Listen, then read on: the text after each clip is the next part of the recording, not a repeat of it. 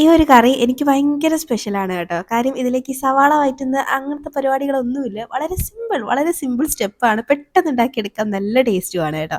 അപ്പോൾ ഒരു പാനിലോട്ട് 2 തക്കാളി അരിഞ്ഞിടുക, പച്ചമുളക് അരിഞ്ഞിടുക. ഇനി കറിവേപ്പിലയും പിന്നെ നമ്മുടെ മസാലപ്പൊടികളുണ്ടല്ലോ മുളക് പൊടി, മല്ലിപ്പൊടി, മഞ്ഞൾപ്പൊടി. അതും ചേർത്ത് കുറച്ച് വെള്ളം ചേർത്ത് ഇതുപോലൊന്ന് മിക്സാക്കി അടുപ്പത്തേക്ക് മാറ്റി ഒന്ന് അടച്ച് വെച്ചിട്ട് വേവിച്ചെടുക്കണം. ആ ഒരു സമയത്ത് മിക്സിയുടെ ജാറിലോട്ട് അരക്കപ്പ് തേങ്ങയും 2, 3, 4, 5 കുഞ്ഞുള്ളിയും ചേർത്ത് വെള്ളവും ചേർത്ത് ഇതുപോലെ അരച്ച് മാറ്റി വെച്ചിട്ട് ആ വെന്ത് കിട്ടിയ നമ്മുടെ ആ ഒരു തക്കാളിയുടെ മിക്സ് നന്നായിട്ടൊന്ന് ഉടച്ചെടുക്കണം. ഇനി അതിലേക്ക് കുറച്ച് വെള്ളം കൂടെ ചേർത്തിട്ട് ഒന്നങ്ങ് തിളപ്പിച്ചെടുക്കണേ. ആ ഒരു സമയത്ത് നമുക്ക് ഇഷ്ടമുള്ള അത്രയും മുട്ട അതിലേക്ക് പൊട്ടിച്ചൊഴിക്കാം. ഇതുപോലൊരു ബൗളിലേക്ക് പൊട്ടിച്ചൊഴിച്ചിട്ട് പൊട്ടിച്ചൊഴിച്ചാൽ മതി. അല്ലാതെ ഡയറക്റ്റ് കറിയിലോട്ട് പൊട്ടിച്ചൊഴിക്കേണ്ട കേട്ടോ. ഇനി മുട്ട വല്ലതും കേടാണെങ്കിൽ പണി കിട്ടിയില്ലേ. അപ്പോൾ ദാണ്ടെ ഒന്ന് വെന്തതിന് ശേഷം മാത്രം ഒന്ന് ഇളക്കി കൊടുത്തിട്ട് അതൊന്ന് അതിലേക്ക് നമ്മൾ ആ അരപ്പും കൂടെ ചേർത്ത് നന്നായിട്ടൊന്ന് അങ്ങ് മിക്സാക്കി ഒന്ന് തിളപ്പിച്ചെടുത്താൽ മതി. ഒരുപാട് നേരിട്ട് തിളപ്പിക്കേണ്ട.